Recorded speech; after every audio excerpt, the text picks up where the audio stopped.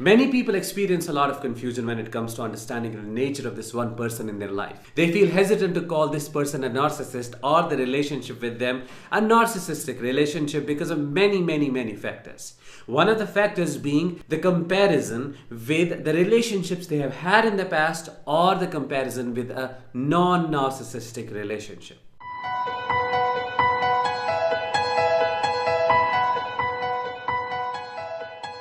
Hi, I am Danish, a narcissistic abuse recovery professional, and today in this episode we are going to thoroughly understand what does it mean to be in a narcissistic relationship? What does it look like to be with a narcissist? What does it feel like? We're also going to understand the 3 stages of a narcissistic relationship thoroughly to create clarity. Before we begin, make sure that you're subscribed to this channel by pressing the subscribe button and push the bell icon so that you stay updated with everything latest that I post here.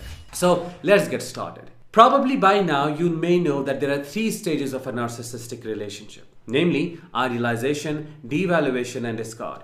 A person who is with a narcissist who goes through narcissistic abuse goes through these 3 stages, maybe in a different order, in a different way, but ultimately this is the structure of a narcissistic relationship. In the beginning, they treat you as the most special person in their life. They put you on the pedestal, but as time goes on, slowly, their behavior starts to change and they start devaluing you. They start treating you like a piece of trash.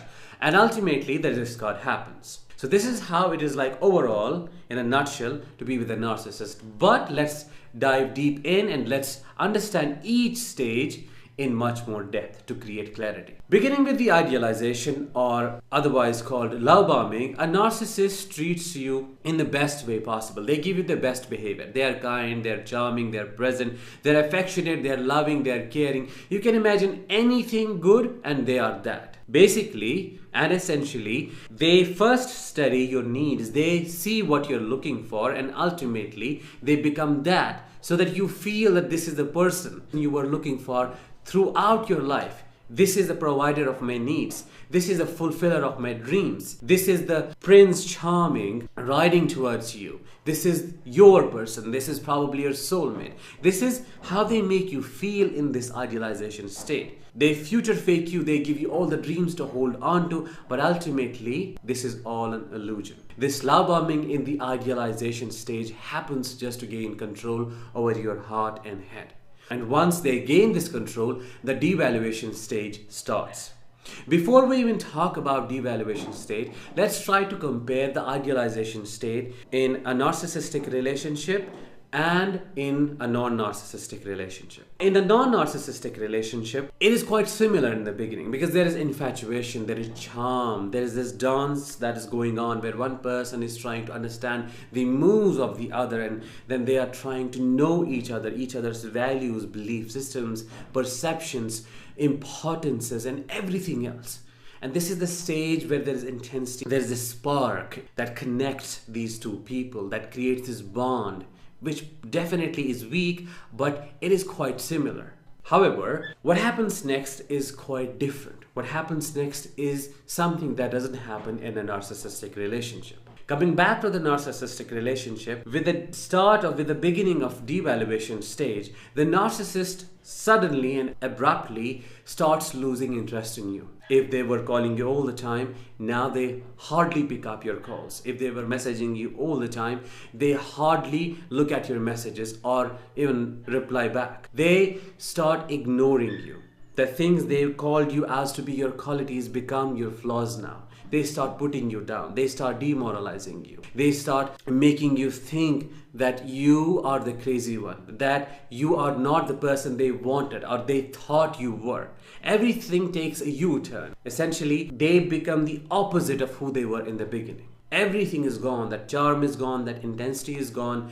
That connection seems to be gone. And at this point, a person who is unaware of narcissists and narcissistic relationships starts to blame themselves, starts to think that I did something wrong. Maybe I might have done something to set them off, and that's why I am being denied this way. That's why I am being discarded this way. That's why I am being ignored this way. And then they try more. They give in more. They change their personality. They give up on their values. They give up on their belief system just to try to fit in more. And if this person is the survivor of childhood trauma, they have the history of trauma and the patterns. This is the point where those patterns get activated and the childhood trauma stuff comes onto the surface, and then that plays a big role. Taking you back to the normal relationship, slowly as the spark diminishes a little bit and the intensity lowers, a state of vulnerability begins where these two people get to see the real self of each other.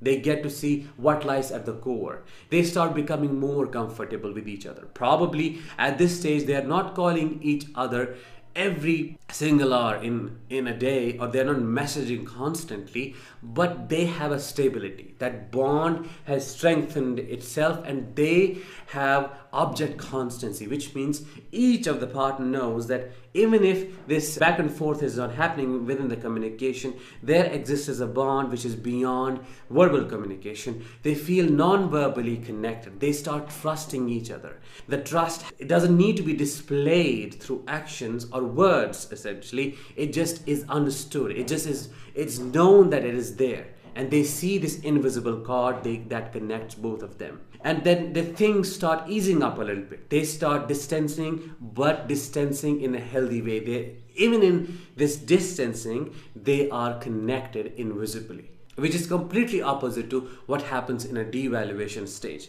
If you are with a narcissist, this is not what you are going to experience. What you are going to experience instead is hypervigilance, walking on eggshells all the time, wondering what you did wrong, and they blaming you all the time. You would be questioning your own esteem, your own worth, your own qualities. Your personality would be breaking down. You would stop recognizing yourself. You would start settling for the breadcrumbs. You would try more and more and more and give more and more and more, but still nothing would be enough. And they would show you the glimpses of who they were in the beginning just to keep you in the relationship. And when they do this, you may think that you have that balance and homeostasis back, and that would be the trick they would play to keep you trapped. Moving ahead and moving on with the discard, which definitely doesn't happen in a normal non-narcissistic relationship. These two people in the non-narcissistic relationship become stronger with each day that passes. If it is a heterogeneous relationship, they may decide to have kids, they may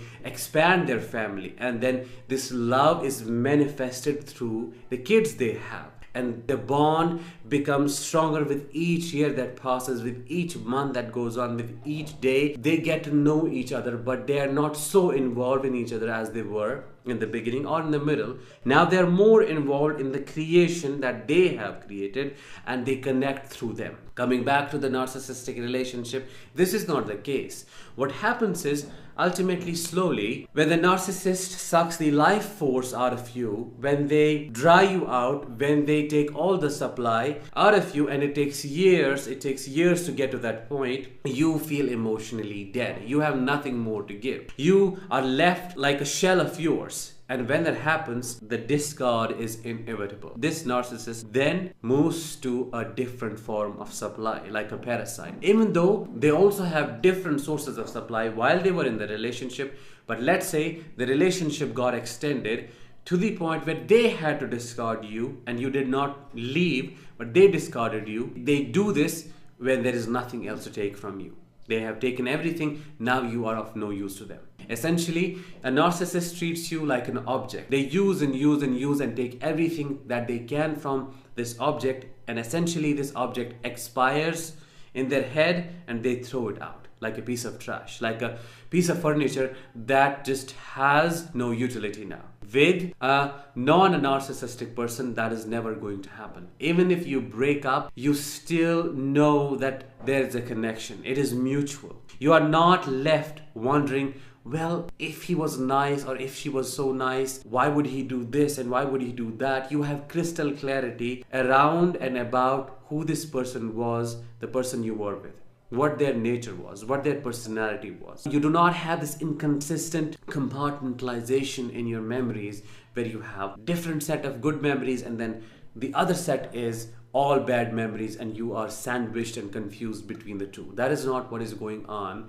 or what would happen if you are with a non-narcissistic person. So these are the core differences between the two, and I hope you were able to understand that even though in the beginning things may look quite similar between a narcissistic and a non-narcissistic relationship, essentially and ultimately, these two relationships take different directions and different paths that are completely opposite to each other. A narcissist will make you doubt your own existence, will make you rethink your own values, your own life, and the reasons behind why you are alive. While as a non-narcissist would add value to your life, would give you more reasons to live longer, would give meaning to your existence. They would add to your life, while as a narcissist would subtract and take away. I hope today's episode was insightful for you guys and you understood thoroughly what it means or what it feels like to go through these stages of a narcissistic relationship and how it is different than a non-narcissistic relationship. I will talk with you very soon. Till then, let the healing begin.